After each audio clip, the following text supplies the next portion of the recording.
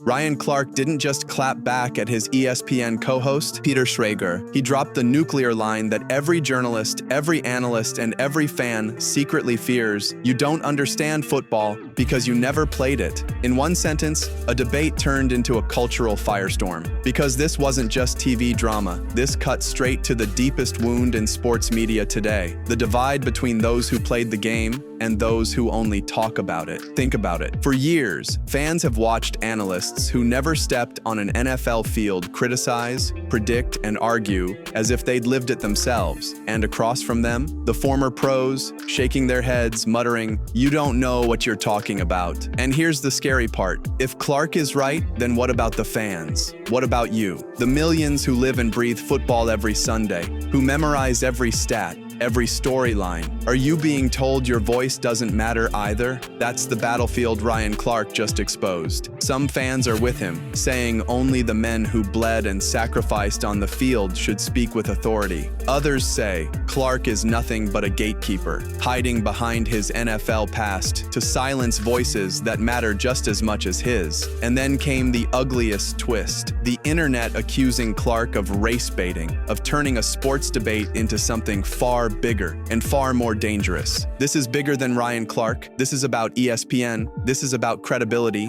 And this is about who really controls the narrative of the game we all love. So let me ask you, who really owns football? The players who lived it or the outsiders who built the empire around it? Stick with me, because what Clark said next might just change how you watch sports media forever. It started like any other debate on ESPN. Loud voices, hot takes, the usual sparks. But no one watching that morning had any idea they were about to witness one of the most controversial moments in sports media history. Ryan Clark on one side, Super Bowl champion, respected analyst, fiery voice who never backs down. On the other side, Peter Schrager, sharp, articulate, but with one glaring weakness: he never played the game. At first, it was routine, a quarterback's decision-making, a defense's execution, who really cost their team the game. But then everything changed. Clark leaned forward, locked eyes across the desk, and dropped the kind of line that can end careers. You don't understand football because you didn't play it. In that instant, the debate wasn't about X's and O's anymore. It was about respect, credibility, and whether one man's lack of NFL experience made his entire voice worthless. For Clark's co-host,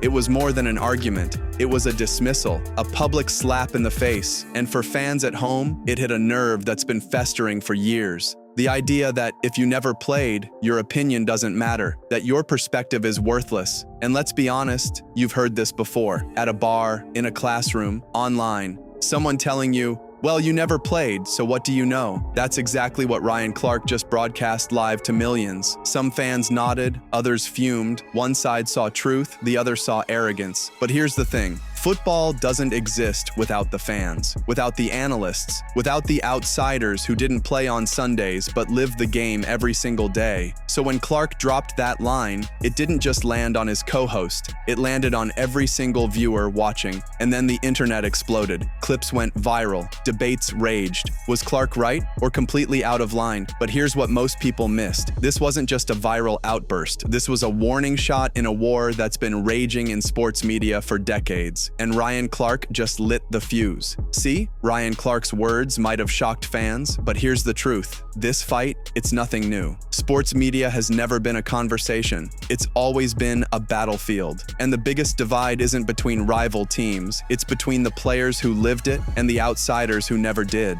Richard Sherman versus Skip Bayless. A player clowning a career critic. Old school versus new school. It's the same storyline on repeat. Ex-players saying, "You can't talk about this game unless you've been in these shoes." And outsiders firing back, "Our job is to analyze. We bring the facts, the film, the numbers." Ryan Clark didn't invent this war. He just poured gasoline on it. So let me ask you directly, what side are you on? Do only former players have the right to speak with authority? Or do the fans, the journalists, the outsiders, the ones who built this empire, deserve that same respect? Drop your take in the comments because, let's be real, this debate has split sports culture in half. On one hand, you can't deny it. Former players like Clark, Sherman, they know things the average fan never will. The pressure of a 3rd and 10 in January, the speed of Tyreek Hill blowing by you, the sting of a helmet cracking your ribs, that's lived experience. You can't teach it, and when they break it down,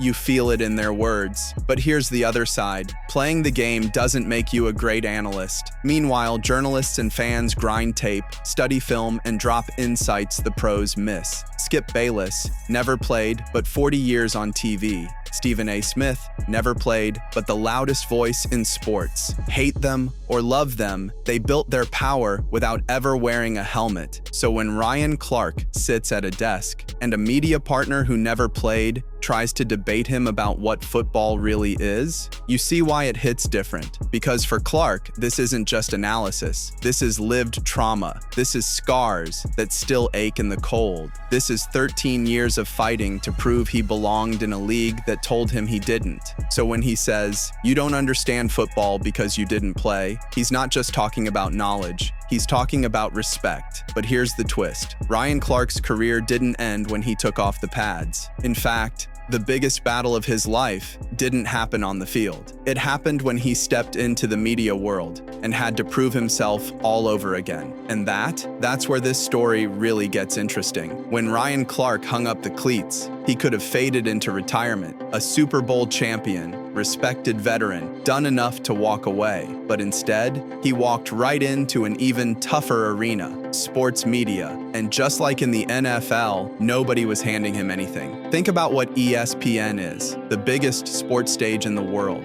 but also the most cutthroat. Every word dissected, every opinion challenged, every debate turned into a viral clip before the segment is even over. And Ryan Clark, the undrafted underdog, was stepping into that fire with the same challenge he faced in 2002, prove you belong. Because sitting across from voices like Stephen A. Smith, Dan Orlovsky, or even ex-players like Marcus Spears, that's no walk in the park. Stephen A. is a showman, Orlovsky is a film nerd, Swagu is a locker room general, and Ryan Clark, he had to find his lane. Not the loudest, not the funniest, but the guy with edge, the guy with authenticity, the guy who wasn't afraid to call you out, no matter who you were. And that edge worked. Fans connected to him, his honesty, his passion, his no-filter way of breaking the game down. But here's the catch. With that style comes conflict. Because at ESPN, the line between passion and problem is razor thin. We've seen this movie before. Skip Bayless versus Richard Sherman. Stephen A. versus J.J. Redick. Kendrick Perkins versus anybody breathing.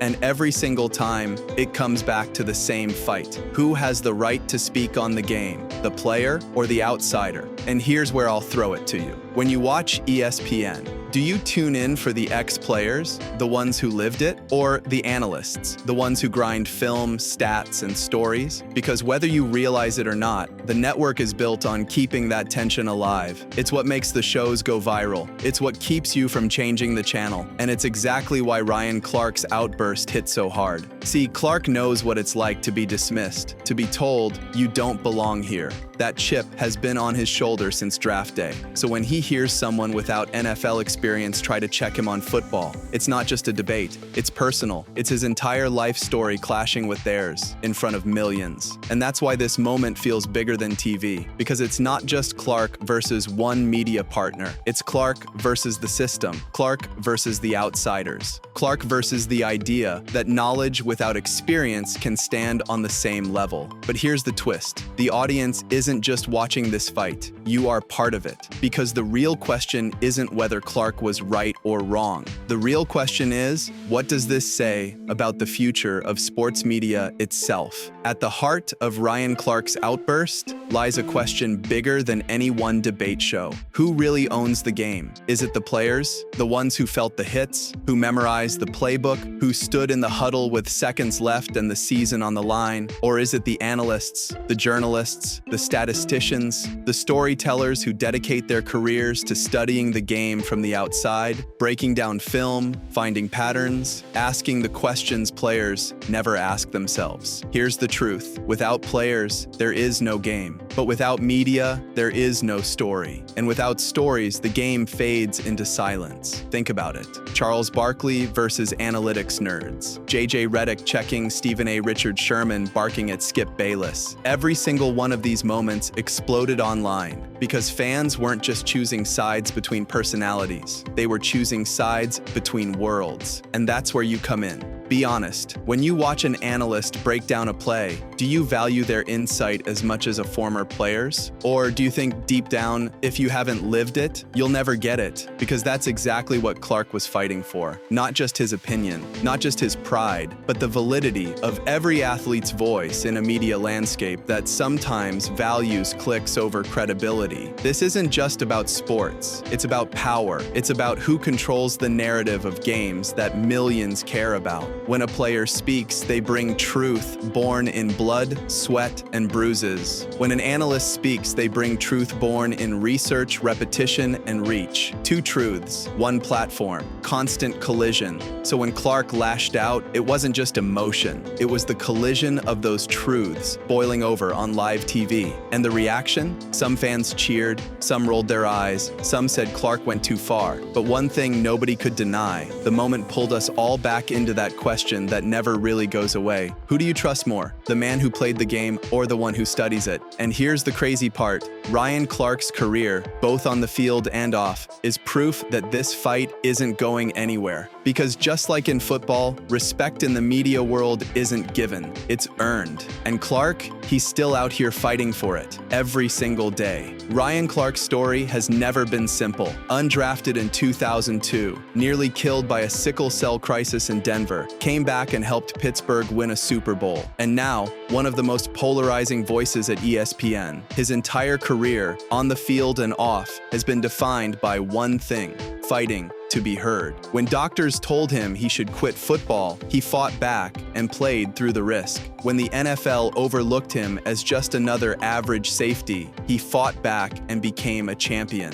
And now, when critics say his takes are too emotional, too raw, or even race baiting, he fights back again, reminding the world that he's not afraid to say what other people won't. And isn't that what we claim we want from sports media? Not watered down takes, not fake debates, but real passion, real perspective, real conflict. Ryan Clark gives us that, whether we like it or not. 1 minute, fans are praising him for defending players against unfair narratives. The next, they're blasting him for going too far. But here's the thing. If you're not stirring emotion, you're not being remembered. And love him or hate him, Ryan Clark is impossible to ignore. He's the embodiment of a truth we don't admit often enough. Sometimes the very traits that make someone difficult are the same traits that make them unforgettable. Think about it. If Ryan Clark had stayed quiet in Denver, he'd be remembered as just another safety who got unlucky with his health. If he stayed quiet in Pittsburgh, Troy Polamalu would have owned the spotlight forever. If he stayed quiet at ESPN, he'd be just another ex-player filling a chair. But Ryan Clark has never stayed quiet. And that's exactly why we're still talking about him today. Legacy isn't just about stats. It isn't just about rings. It's about voice. And Ryan Clark's voice, for better or worse, echoes across the game, across the media, and across every fan who's ever argued about football, at a bar, at work, or in the comment section. So maybe the real question isn't whether Ryan Clark was right or wrong in that ESPN blow-up. Maybe the question is this: if you had his story, his scars, his struggles, his triumphs, wouldn't you fight just as hard to be heard? So here we are, Ryan Clark, the survivor, the champion, the analyst who refuses to bite his tongue. To some, he's keeping it real. To others, he's gone too far. But one thing is certain: he's made ESPN must watch again. And now, it's your turn. Do you think Ryan Clark is exposing a truth that non-players could never understand? Or is he crossing the line and dragging debates into places they should never go? Drop your take in the comments. I'm reading every single one. And if you love football stories that dive deeper than the surface, you're gonna want to watch what I've got coming next. Because if you thought Ryan Clark shook up the media world, wait until you see the next name on the hot seat.